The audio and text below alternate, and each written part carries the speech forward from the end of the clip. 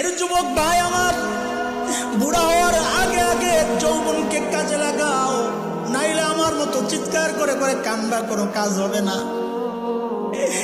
আফসোস লাগে আহারে, যৌবনের 32টা বছর পার করেছি আহারে। প্রত্যেক দিন যদি একবার করে সুবহানাল্লাহ পড়তাম, আমল নামায় কতগুলো সুবহানাল্লাহ জমা হইতো। আয় কি করলাম।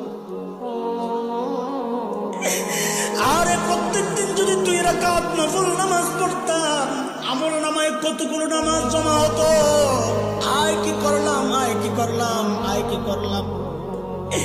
এরে ভাই, প্রতিটা মুহূর্তকে কাজে লাগাও, মালিকরে টাইম দাও।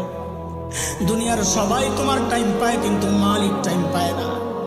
ইমানদার না, আপনি না জান্নাতে যাবেন, আরে আপনি না হাসরের ময়দানে দাঁড়াবেন, আপনি না 40,000 বছরের কবরে যাবেন, আপনি না 30,000 বছরের ফুল